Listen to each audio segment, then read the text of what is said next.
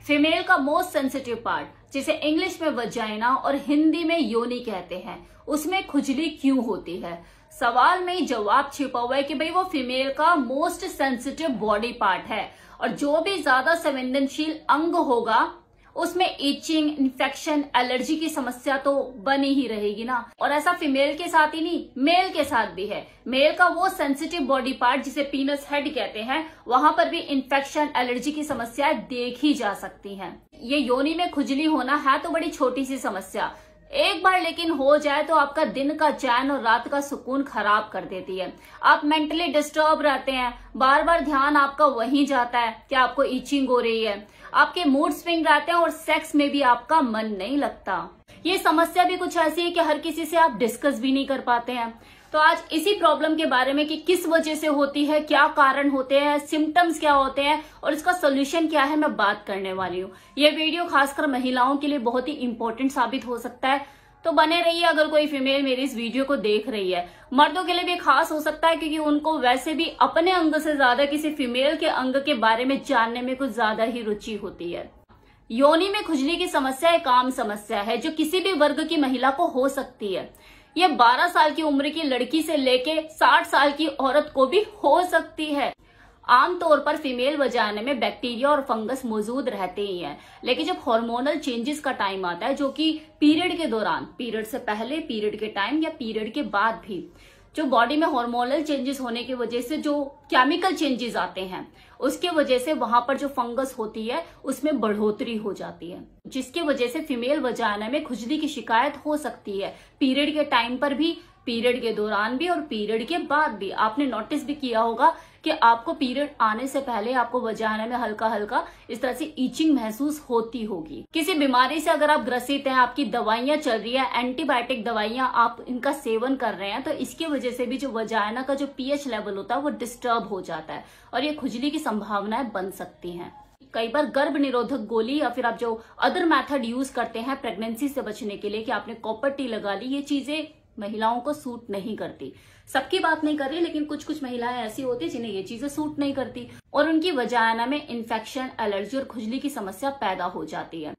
Sex के दौरान hygiene maintain ना करना या सेक्स के बाद जाकर आप अपने प्राइवेट पार्ट को क्लीन नहीं करते, वैसा ही छोड़ देते हैं, तो ये भी एक बड़ी समस्या पैदा हो सकती है कि आपकी वजाइना में खुजली होने लग जाए। पर पसीना ज्यादा आना, गीलापन ज्यादा रहना, मान लो आप इस तरह के अंडरगारमेंट्स यूज करते हैं कि आपको स्वेटिंग ज्यादा होती है, कुछ कपड़े स्टफ ऐसा होता है लाइक नायलॉन, चिपका चिपका सा, और पसीना भी वहां पे ज्यादा आता है, तो ये भी एक समस्या पैदा कर सकता है कि आपको वहां पे ईचिंग की शिकायत हो सकती है। कंडोम से एलर्जी होना, वैसे तो कंडोम देखो आपके लिए फायदेमंद ही साबित होता है, आपको प्रोटेक्ट करता है, आपको अनवांटेड प्रेगनेंसी से बचाता है और आपको सेक्सुअल ट्रांसमिटेड डिजीज से भी प्रोटेक्ट करता है। लेकिन सही कंडोम का जब चुनाव करोगे तभी तो ये पॉसिबल है, तभी तो आप अपने आप को प्रोटेक्ट कर पाओगे इन्फेक्शन से, एलर्जी से। अब कई बार क्या होता है कि लोग फ्लेवर्ड कंडोम का यूज कर लेते हैं जो कि ओरल सेक्स के लिए बना है, उसी को ही योनि प्रवेश में भी यूज कर लेते हैं कि यार इंटरकोर्स भी इसी से ही कर लेते हैं, एक फालतू पड़ा तो हुआ है, चलो ओरल सेक्स के लिए हमने ये यूज कर लिया स्ट्रॉबेरी वाला, अब नीचे इंटरकोर्स के लिए हम चॉकलेट वाला यूज कर लेते हैं, क्या मैं दूसरा उठाकर लेकर आऊं, मेरे पैसे भी बचेंगे और टाइम भी है, तो सही अपने पास कंडोम। अब भाई फ्लेवर कंडोम में कोटिंग होती है, वो टेस्ट एनहेंसर उसमें यूज किया जाता है, तो आप खुद सोचिए अगर आप उसे वजाइना में इंसर्ट करेंगे तो वहां पे उसका पीएच लेवल तो बैलेंस जो है उसका वो तो बिगाड़ ही देगा ना, जिसकी वजह से आपको एलर्जी हो सकती है, इन्फेक्शन की शिकायत हो सकती है और कई महिलाओं को हुआ भी है ऐसा। वो होनी स्वाभाविक है क्योंकि वो उस चीज के लिए बना ही नहीं है, तो सही ज्ञान भी तो होना चाहिए ना। तो कुछ दिक्कतें तो आप खुद लगा लेते हो अनभिज्ञता का शिकार होकर।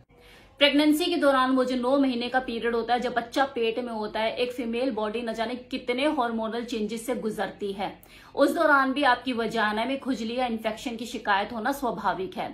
और प्रेगनेंसी नहीं, पोस्ट प्रेगनेंसी के बाद भी जब वो अपने बच्चे को दूध पिलाती है, कम से कम 1-1.5 साल तो वो दूध पिलाती है ना, तब भी उसकी बॉडी में कई तरह के हार्मोनल चेंजेस आते हैं। उस दौरान भी उसकी वजाइना में कभी उसे ड्राइनेस महसूस होगी, तो कभी ज्यादा गीलापन महसूस होगा, तो कभी उसे इन्फेक्शन और एलर्जी या ईचिंग की शिकायत हो सकती है। अगर आप डायबिटिक पेशेंट है, आपकी शुगर कंट्रोल नहीं रहती, ये भी एक कारण हो सकता है आपकी वजाइना में खुजली या इन्फेक्शन होने का। आपका इम्यूनिटी सिस्टम अगर बेटर नहीं है, आपका शरीर अगर अंदरूनी तौर से कमजोर है, उसकी रोग प्रतिरोध क्षमता अच्छी नहीं है, तो आपकी जो फंगस और जो बैक्टीरिया जो वजाइना में पहले से ही मौजूद हैं वो ज्यादा बढ़ने लग जाएंगे और वहां पे इन्फेक्शन या एलर्जी क्रिएट करेंगे। सेक्स हमेशा दो लोगों के बीच में होता है, या मैं ये कहूँ कि दो बॉडी के बीच में होता है तो गलत नहीं होगा। अगर एक बॉडी नीट एंड क्लीन है और दूसरी हाइजीन मेंटेन नहीं करे हुए है तो खुद की लापरवाही की वजह से भी आप अपनी फीमेल पार्टनर को वो शारीरिक समस्या, वो परेशानी गिफ्ट में दे देते हो। या मान लो कि आप सेक्स करना आपको, लेकिन आप हाइजीन मेंटेन नहीं करे हुए हो, बिना अपने प्राइवेट पार्ट की हाइजीन मेंटेन करे अगर आप सेक्स करते हैं तो यूरिन इन्फेक्शन की समस्या बढ़ जाती है किसी फीमेल को। अब देखिए, कारण और लक्षण तो मैंने आपको बता दिए कि योनि में जो खुजली है वो किन कारणों की वजह से होती है और उसके लक्षण क्या होते हैं। अब सोल्यूशन के ऊपर बात कर लेते हैं। तो देखिए, अगर आपको योनि में अपने खुजली हो रही है तो वहां पे बार बार मत खुजाइए। ऐसे करके आपकी खुजली कम नहीं होगी बल्कि और बढ़ती चली जाएगी। हाँ की स्किन बहुत ही सेंसिटिव होती है और आपका अपनी वजाइना को बार बार ऐसे खुजाना उसे और ज्यादा सेंसिटिव बना देगा, जिसकी वजह से आपकी जो समस्या है ये और ज्यादा गंभीर होती चली जाएगी। दूसरी चीज, कुछ दिनों के लिए सेक्स से दूरी बना लीजिए। वैसे आप नहीं भी बनाना चाहोगे तब भी बनेगी ही, क्योंकि मन ही नहीं करेगा, यार दिक्कत हो रही है, परेशानी हो रही है, नहीं होता।